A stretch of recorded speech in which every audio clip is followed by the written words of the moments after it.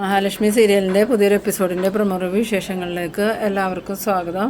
അങ്ങനെ നമ്മളുടെ കണ്ണനും മഹാലക്ഷ്മിയും കുളിച്ച് ഫ്രഷായി ഇറങ്ങിയിട്ട് അനന്തുവിൻ്റെ റൂമിലോട്ട് വരുന്നുണ്ട്.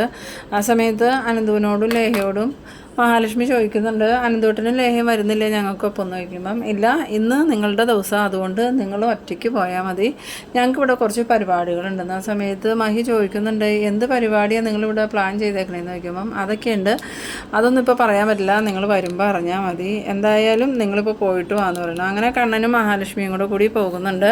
കാറ് ഡ്രൈവ് ചെയ്യണതൊക്കെ കണ്ണൻ തന്നെയാണ്. മഹാലക്ഷ്മിക്കാണെങ്കിൽ ആ ഒരു സാഹചര്യത്തിൽ ഭയങ്കര സന്തോഷം വരുന്നുണ്ട്. മഹാലക്ഷ്മി അന്നേരം ചിന്തിക്കുന്നുണ്ട്, എല്ലാ സമയവും പ്രതാപനും പ്രതാപൻ്റെ അമ്മയും കണ്ണൻ വീൽ ചെയറിലെ ജീവിതകാലം മുഴുക്കെ ഇരിക്കുള്ളൂ, നിനക്കൊരു ജീവിതം ഉണ്ടാവില്ല എന്ന് പറഞ്ഞ് പരിഹസിച്ചതൊക്കെ.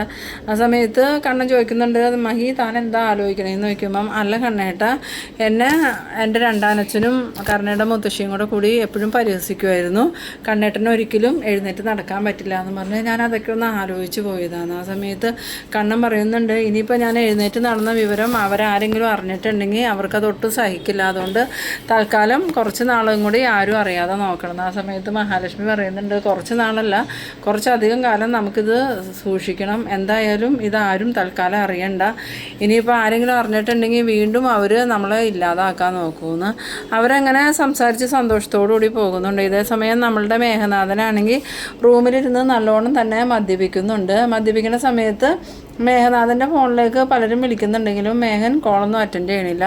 അവസാനം നമ്മളുടെ ഉണ്ണിയുടെ കോൾ വരുന്നുണ്ട്. ഉണ്ണി പല പ്രാവശ്യം മേഘനെ വിളിക്കുന്നുണ്ടെങ്കിലും മേഘൻ കോൾ എടുക്കാണ്ടാവുമ്പോൾ ഉണ്ണി ദുർഗയോട് പറയുന്നുണ്ട്, മേഘേട്ടന് ഞാൻ കുറേ പ്രാവശ്യം വിളിച്ചു, മേഘേട്ടൻ ഫോൺ എടുക്കുന്നില്ല, ഇനിയിപ്പോൾ ആ മാർക്കോ എങ്ങാനും മേഘേട്ടന് എന്തെങ്കിലും ചെയ്ത് കാണുമെന്ന്. ആ സമയത്ത് ദുർഗ പറയുന്നുണ്ട്, അങ്ങനെയൊന്നുമില്ലടാ, എന്തായാലും ആ മാർക്കോയെ ഒന്ന് സൂക്ഷിക്കണമെന്ന് ഞാൻ പറഞ്ഞിരുന്നു, ഇനിയിപ്പോൾ മേഘൻ ഇവിടുന്ന് എങ്ങോട്ടെങ്കിലും മാറി നിൽക്കണം എന്നാണ് പറഞ്ഞാൽ, അങ്ങനെ എങ്ങോട്ടെങ്കിലും പോയേക്കായിരിക്കും. ആ സമയത്ത് വീണ്ടും ഉണ്ണി വിളിക്കുമ്പോൾ മേഘൻ ഫോൺ എടുക്കുന്നുണ്ട്. ഫോൺ എടുത്തിട്ട് എന്താണ് ഉണ്ണിയെന്ന് ചോദിക്കുമ്പോൾ മേഘേട്ടൻ ഇപ്പോൾ എവിടെയാണെന്ന് ചോദിക്കുന്നുണ്ട്.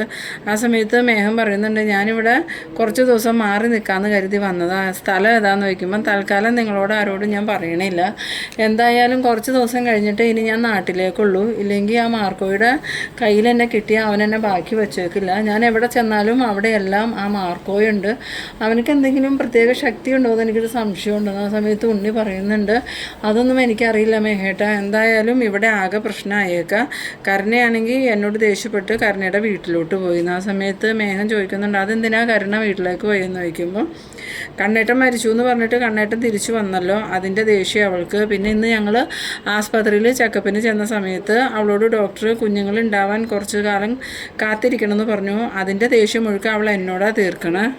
ആ സമയം മേഘൻ ചോദിക്കുന്നുണ്ട്, നിന്നോട് ദേഷ്യം തീർക്കാൻ നീയാണോ കുഞ്ഞുങ്ങളുണ്ടാവാത്തതിന് കാരണം, ഇതിനു മുമ്പ് നിങ്ങൾക്കൊരു കുഞ്ഞുണ്ടായതല്ലേ എന്ന്. ആ സമയത്ത് ഉണ്ണി പറയുന്നുണ്ട്, അന്ന് ആ ഒരു പോയിസൺ കരുണയുടെ ശരീരത്തിൽ ചെന്നില്ലേ, അതിൻ്റെ എഫക്റ്റ് കൊണ്ട് കരുണയുടെ ആന്തരികാവയവങ്ങൾക്ക് എന്തൊക്കെയോ കംപ്ലയിൻറ്റ് സംഭവിച്ചിട്ടുണ്ട്, അതുകൊണ്ട് കുറച്ച് നാൾ ട്രീറ്റ്മെൻറ്റ് ചെയ്യണം, എന്നാലേ കുട്ടികൾ ഉണ്ടാവുള്ളൂ എന്നാണ് ഡോക്ടർ പറഞ്ഞത്, ഇനിയിപ്പോൾ കുട്ടികൾ ഉണ്ടാവണ കാര്യത്തിൽ ഉറപ്പൊന്നുമില്ല. ആ സമയത്ത് മേഘൻ പറയുന്നുണ്ട്, അതേതായാലും കരുണയ്ക്ക് വലിയൊരു അടി തന്നെയായി കാണും, കരുണയ്ക്കിൻ്റെ മുമ്പിൽ മഹാലക്ഷ്മിയെയും കണ്ണനെയും ജയിക്കാനുള്ള ഒരേ ഒരു കാരണം കുഞ്ഞുങ്ങളുണ്ടാവും എന്നുള്ള ഒരിതായിരുന്നു, ഇനിയിപ്പോൾ അതും ഇല്ലെങ്കിൽ കരുണ എങ്ങനെ സഹിക്കും, നമുക്ക് കരുണയെ കുറ്റം പറയാനും പറ്റില്ല, ഇനിയിപ്പോൾ നമ്മൾ എന്ത് ചെയ്യും മേഘേട്ടാന്ന് ചോദിക്കുമ്പോൾ മേഘനാഥൻ പറയുന്നുണ്ട്, തൽക്കാലം നമ്മൾ ഒന്നും ചെയ്യാതിരിക്കണേ നല്ലത്, നമ്മൾ ചെയ്യണതെല്ലാം നമുക്ക് തന്നെ തിരിച്ചടിയായിട്ട് വന്നുകൊണ്ടിരിക്കുക, ഞാനിനി കുറച്ച് നാളത്തേക്ക് നാട്ടിലേക്ക് വന്നില്ല എന്ന്. പിന്നീട് കാണിക്കുന്നത് നമ്മളുടെ മാർക്കോയാണ്. മാർക്കോയാണെങ്കിൽ ലോപ്പസിനോട് പറയുന്നുണ്ട്, കണ്ണൻ സാറും മഹാലക്ഷ്മിയും പോയിട്ടൊന്ന് വിളിച്ചില്ലല്ലോ എന്ന്.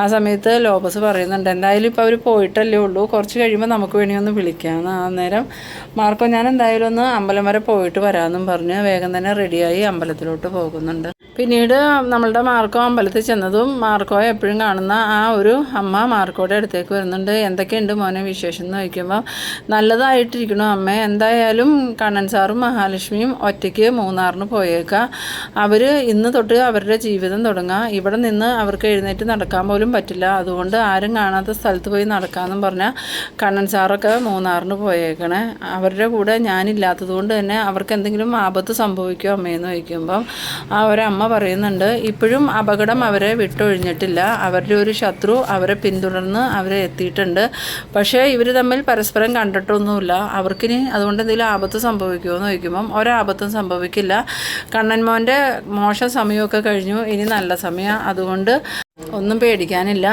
അവരെ ആരും ഉപദ്രവിക്കാൻ ശ്രമിച്ചോ അവർക്കൊക്കെ തിരിച്ചടി കിട്ടുന്ന സമയമാണ്. എന്തായാലും സന്തോഷമായി. കണ്ണൻ മോനും മഹാലക്ഷ്മിക്കും നല്ലൊരു ജീവിതം കിട്ടിയല്ലോ. അധികം വൈകാതെ തന്നെ അവർക്ക് കുഞ്ഞുങ്ങളും ഉണ്ടാവുന്നു. ആ സമയത്ത് മാർക്കോ പറയുന്നുണ്ട്, എന്തായാലും അമ്മ അവർക്ക് വേണ്ടി നല്ലോണം ഒന്ന് പ്രാർത്ഥിച്ചേക്കണം എന്ന് പറയുമ്പോൾ, ഞാൻ അതിനു വേണ്ടിയല്ലേ മോനെ ഇവിടെ ഇരിക്കണേ, ഞാൻ എല്ലാവർക്കും വേണ്ടി പ്രാർത്ഥിച്ചുകൊണ്ട് തന്നെ ഇരിക്കണേന്ന്. പിന്നീട് കാണിക്കുന്നത് നമ്മളുടെ കണ്ണനും മഹാലക്ഷ്മി ആണെങ്കിൽ ഇങ്ങനെ ആരുമില്ലാത്ത വിജനമായ ഒരു കുന്നിൻ്റെ മുകളിലിരിക്കുകയാണ്. ആ സമയത്ത് കണ്ണൻ പറയുന്നുണ്ട്, നമ്മളുടെ ഒരു നിർഭാഗ്യം നോക്കിക്കേ, എനിക്ക് നടക്കാമെന്നായിട്ടും പരസ്യമായിട്ട് എവിടെയും നടക്കാൻ പറ്റാത്തൊരവസ്ഥ. ഇങ്ങനെയുള്ള സ്ഥലങ്ങളിൽ വരണം നമുക്കൊന്ന് സ്വാതന്ത്ര്യമായിട്ട് നടക്കണമെങ്കിൽ. ആ സമയത്ത് മഹാലക്ഷ്മി പറയുന്നുണ്ട്, ഇവിടെ നമ്മൾ സൂക്ഷിക്കണം കണ്ണേട്ടാ, ഇത് മൂന്നാറല്ലേ, ഇവിടെ പരിചയമുള്ള പലരും വരാൻ സാധ്യതയുണ്ട്, അതുകൊണ്ട് നമ്മൾ സുരക്ഷിതരൊന്നും അല്ല. ആ സമയത്ത് കണ്ണൻ പറയുന്നുണ്ട്, ഇനിയിപ്പോൾ ഞാൻ നടക്കുന്നത് ആരെങ്കിലും കാണുകയാണെങ്കിൽ അങ്ങോട്ട് കാണട്ടെ, ഇത് ദൈവം തീരുമാനിച്ചതാണെന്ന് നമുക്ക് വിചാരിക്കാം. കണ്ടാലും അവർക്ക് നമ്മളെ ഒന്നും ചെയ്യാൻ പറ്റില്ലല്ലോ, നമ്മൾ വേറൊരു തെറ്റും ചെയ്തിട്ടില്ലല്ലോ, അങ്ങനെ പേടിച്ച് നിൽക്കേണ്ട കാര്യമൊന്നും നമുക്കില്ലാന്ന്. ആ സമയത്ത് മഹാലക്ഷ്മി പറയുന്നുണ്ട്, തോമസ് ഡോക്ടറും പറഞ്ഞത് അങ്ങനെ തന്നെയാണ്, ഇനിയിപ്പോൾ ആരെങ്കിലും അറിഞ്ഞാലും കുഴപ്പമൊന്നുമില്ല, എന്നാലും മാക്സിമം ആരെയും അറിയിക്കാതെ നമ്മൾ നോക്കണം എന്ന് തന്നെയാണ് ഡോക്ടറും പറയണേന്ന്. അങ്ങനെ അവർ സന്തോഷത്തോടുകൂടി കൈകോർത്ത കുന്നിച്ചെരുവിലൂടെ നടക്കുന്നുണ്ട്. ഇതേസമയം നമ്മളുടെ അനന്തും ലേഹയും കൂടെ കൂടി കണ്ണൻ്റെ റൂമൊക്കെ നല്ല അടിപൊളിയായി തന്നെ ഒരുക്കുന്നുണ്ട് കേട്ടോ. അന്നേരം അനന്തുവിനോട് ലേഹ പറയുന്നുണ്ട്, എന്തായാലും കണ്ണേട്ടൻ ഒരിക്കലും ഇതുപോലെ നല്ലൊരു ജീവിതത്തിലേക്ക് വരുമെന്ന് നമ്മൾ സ്വപ്നത്തിൽ പോലും വിചാരിച്ചില്ലല്ലോ എന്ന് പറയുമ്പം അനന്തു പറയുന്നുണ്ട്, അത് മഹാലക്ഷ്മിയുടെ ഒറ്റൊരാളുടെ കഴിവ് കൊണ്ടാണ്, അല്ലെങ്കിൽ ഒരിക്കലും കണ്ണൻ എഴുന്നേറ്റ് നടക്കില്ലായിരുന്നു.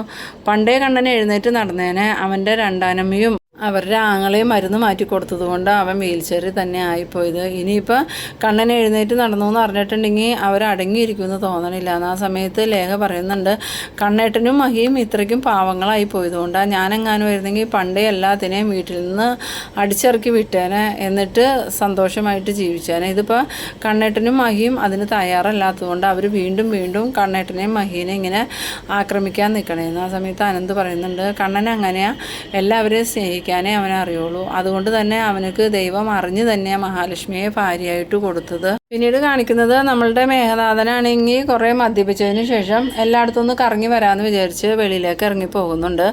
അങ്ങനെ നമ്മളുടെ മേഘനാഥൻ പോണ സമയത്ത് അനന്തു ആണെങ്കിൽ പുറകിൽ നിന്നും കാണുന്നുണ്ട് മേഘൻ്റെ ആ ഒരു കാറ് പോണത്. ആ സമയം ലേഖയോട് പറയുന്നുണ്ട്, ആ പോയ കാറ് മേഘൻ്റെ ആണോന്ന് എനിക്കൊരു സംശയമുണ്ട്, എന്തായാലും അവൻ നമ്മളെ ഫോളോ ചെയ്ത് വന്നതായിരിക്കും. ആ സമയം ലേഖ പറയുന്നുണ്ട്, എന്തായാലും നമുക്ക് റിസപ്ഷനിലൊന്ന് ചോദിച്ചു നോക്കാമെന്ന്. അങ്ങനെ അനന്തു ലേഹയും കൂടി റിസപ്ഷനിൽ ചെന്ന് അയാളോട് ചോദിക്കുന്നുണ്ട്, മേഘനാഥൻ എന്ന് പറയുന്ന ആരെങ്കിലും ഇവിടെ റൂം എടുത്തിട്ടുണ്ടോ എന്ന് ചോദിക്കുമ്പം അയാൾ ഇല്ലല്ലോ എന്നും പറഞ്ഞ് പരുങ്ങുന്നുണ്ട് കേട്ടോ. ആ സമയത്ത് അനന്തുവിന് നല്ല സംശയം തോന്നുന്നുണ്ട്. എന്നിട്ട് അനന്തു പറയുന്നുണ്ട്, നിങ്ങൾ സത്യം പറയണം, മേഘനാഥൻ എന്ന് പറയുന്ന ഒരാളിവിടെ റൂം എടുത്തിട്ടുണ്ടെങ്കിൽ അത് ഞങ്ങളോട് പറയണം, ഞങ്ങൾക്ക് ഇവിടുന്ന് മാറാനാണ്. ആ സമയം അയാൾ ഇല്ല സാർ, അങ്ങനെ ഒരാൾ റൂം എടുത്തിട്ടൊന്നുമില്ല എന്നും പറഞ്ഞ് അനന്തുവിനെ ലേഖേനെയും ഒഴിവാക്കി വിടുന്നുണ്ട്. പക്ഷെ അനന്തുവിനും ലേഖയ്ക്കും അയാളുടെ പെരുമാറ്റത്തിൽ നല്ല സംശയം തോന്നുന്നുണ്ട്. എന്നിട്ട് അനന്തു കണ്ണനെ വിളിച്ച് വിവരം പറയുന്നുണ്ട്. ആ സമയത്ത് കണ്ണൻ പറയുന്നുണ്ട്, അവനെ വിശ്വസിക്കാൻ പറ്റില്ല, ചിലപ്പോൾ നമ്മൾ മൂന്നാർ വന്നെന്ന് പറഞ്ഞിട്ട് അവൻ നമ്മളെ പിന്തുടർന്ന് വന്നതായിരിക്കും, ഇനിയിപ്പോൾ എന്ത് ചെയ്യും അനന്തു എന്ന് ചോദിക്കുമ്പം തൽക്കാലം പ്രശ്നമൊന്നുമില്ല, പിന്നെ ഇപ്പം നീ നടക്കണത് അവൻ കണ്ടെന്ന് വിചാരിച്ച് നമുക്ക് കുഴപ്പമൊന്നുമില്ലല്ലോ, എന്തായാലും നിങ്ങളെല്ലായിടവും ചുറ്റിക്കറങ്ങി കണ്ടിട്ട് വന്നാൽ മതിയെന്ന്. പിന്നീട് കണ്ണനും മഹാലക്ഷ്മിയും തിരിച്ചു വന്നതും അവരുടെ റൂം കണ്ട് അവരാണെങ്കിൽ ആകെ അത്ഭുതപ്പെട്ടു പോകുന്നുണ്ട്. ആ സമയത്ത് അനന്തു ലേഹം ചോദിക്കുന്നുണ്ട്, എങ്ങനെയുണ്ട് നിങ്ങളുടെ റൂം, നിങ്ങളുടെ ഫസ്റ്റ് നൈറ്റ് ഇന്ന് നടക്കാൻ പോകണം, അതുകൊണ്ട് തന്നെ അതിനൊരു കുറവും വരരുതെന്ന് ഞങ്ങൾക്ക് നിർബന്ധം ഉണ്ടായിരുന്നു, അതുകൊണ്ട് നിങ്ങൾക്ക് വേണ്ട എല്ലാ കാര്യങ്ങളും ഞങ്ങൾ ഇവിടെ ഒരുക്കിയിട്ടുണ്ട്, ഇനി നമുക്ക് നാളെ കാണാം, ഗുഡ് നൈറ്റ് എന്ന് പറഞ്ഞ് അനന്തു ലേഹയും പോയി കഴിഞ്ഞതും കണ്ണൻ മഹാലക്ഷ്മിയോട് പറയുന്നുണ്ട്, എനിക്കിതൊന്നും വിശ്വസിക്കാനേ പറ്റുന്നില്ല, ഇങ്ങനെ ഒരു ജീവിതം ഞാൻ ഒരിക്കലും പ്രതീക്ഷിച്ചതല്ല. ആ സമയത്ത് മഹി പറയുന്നുണ്ട്, എല്ലാം ഈശ്വരൻ്റെ കടാക്ഷ കണ്ണേട്ട. പിന്നീട് കാണിക്കുന്നത് നമ്മളുടെ കണ്ണനും മഹാലക്ഷ്മിയും ആ കുന്നിൽക്കട നടക്കുന്ന സമയത്ത് മേഘനാഥനെ പോലെ തോന്നുന്ന ഒരാൾ പുറകിൽ നിന്ന് വന്നിട്ട് കണ്ണൻ്റെ കണ്ണ് ഒരു തുണി വെച്ച് മൂട്ടിക്കെട്ടാണ്. ആ സമയത്ത് കണ്ണനും ഒന്നും മനസ്സിലാവാതെ കണ്ണൻ ഇത് ആരാ എന്തിനാ എൻ്റെ കണ്ണ് മൂട്ടി കെട്ടണേന്നൊക്കെ ചോദിച്ചിങ്ങനെ ഒച്ചെടുക്കുന്നുണ്ടെങ്കിലും ആ കെട്ടണ ആൾ നല്ല ബലമായിട്ട് തന്നെ കണ്ണ് മൂട്ടി കെട്ടുന്നുണ്ട്. ഇതേസമയം കണ്ണനാണെങ്കിൽ കണ്ണ് കാണാതെ മഹി എന്നും വിളിച്ചുകൊണ്ട് ആ മലഞ്ചെരുവിക്കരെ ഇങ്ങനെ നടക്കുന്നുണ്ട് കേട്ടോ. ആ സമയത്ത് പെട്ടെന്ന് തന്നെ കണ്ണൻ്റെ കാലൊരു കല്ലിൽ തട്ടിയിട്ട് കണ്ണൻ ആ കൊക്കയിലേക്ക് മറിഞ്ഞു വീഴുന്ന വീഴുന്ന സമയത്ത് മഹാലക്ഷ്മി കണ്ണേട്ടാന്നും വിളിച്ചുകൊണ്ട് കരയുന്നുണ്ട്. അങ്ങനെ കരഞ്ഞതും മഹാലക്ഷ്മി ഉറക്കത്തിൽ നിന്ന് എഴുന്നേൽക്കുന്നുണ്ട്. ശരിക്കും മഹാലക്ഷ്മി ഒരു സ്വപ്നം കണ്ടതായിരുന്നു. പെട്ടെന്ന് തന്നെ ഭയത്തോടുകൂടി തിരിഞ്ഞു നോക്കുമ്പം കണ്ണൻ അവിടെ തന്നെ കിടന്ന് ഉറങ്ങുന്നത് മഹാലക്ഷ്മി കാണുന്നുണ്ട്. ഈ സമയത്ത് മഹാലക്ഷ്മിയുടെ കരച്ചിൽ കേട്ടിട്ട് കണ്ണനാണെങ്കിൽ എന്താ മഹിയെന്ന് ചോദിച്ച് എഴുന്നേൽക്കുന്നുണ്ട്. അന്നേരം എന്താ പറ്റിയെന്ന് ചോദിക്കുമ്പം മഹാലക്ഷ്മി പറയുന്നുണ്ട്, കണ്ണേട്ടനെ മേഘനാഥനെ പോലെയുള്ള ഒരാൾ കണ്ണ് കെട്ടി കൊക്കയിലേക്ക് തള്ളി വിടുന്ന ഒരു രംഗം ഞാനിപ്പോൾ കണ്ടത്. അത് കണ്ടതും ഞാനാകെ പേടിച്ചു പോയി കണ്ണേട്ടാന്ന്. ആ സമയത്ത് കണ്ണൻ പറയുന്നുണ്ട്, അതിന് നമുക്കൊന്നും സംഭവിച്ചില്ലല്ലോ, താൻ അത് തന്നെ ആലോചിച്ച് നടന്നിട്ടാ താൻ ഇങ്ങനത്തെ സ്വപ്നങ്ങൾ കാണുന്നത്. ഇല്ല കണ്ണേട്ടാ, നമുക്ക് പിന്നിൽ എന്തോ ഒരു ആപത്ത് പതിയിരിക്കുന്നുണ്ട്. ഇതിനു മുമ്പ് പല പ്രാവശ്യം ഞാൻ ഇതുപോലെ സ്വപ്നം കണ്ടപ്പോഴൊക്കെ നമ്മളെ ഉപദ്രവിക്കാൻ ആരൊക്കെയോ വന്നിട്ടുണ്ടായിരുന്നു. ഇനി ആ മേഘനാഥനെങ്ങാനും ഇവിടെ എത്തിയിട്ടുണ്ടാവോ കണ്ണേട്ടാന്ന്. ആ സമയത്ത് കണ്ണനാണെങ്കിൽ ഇങ്ങനെ സംശയത്തോടു കൂടി ആലോചിച്ചിരിക്കുന്ന ആ ഒരു സീനിലാണ് ഈ എപ്പിസോഡ് അവസാനിക്കുന്നത്. അപ്പോൾ നിങ്ങളെൻ്റെ വീഡിയോ ആദ്യമായി കാണുന്നവരാണെങ്കിൽ ചാനലൊന്ന് സബ്സ്ക്രൈബ് ചെയ്യാനും ഇഷ്ടമായ ലൈക്ക് ചെയ്യാനും ഷെയർ ചെയ്യാനും മറക്കരുത്. അപ്പോൾ ഇതുപോലെ ഇൻട്രസ്റ്റിംഗ് ആയിട്ടുള്ള അടുത്തൊരു എപ്പിസോഡുമായി നമുക്ക് വീണ്ടും കാണാം. അതുവരേക്കും ബൈ ബൈ.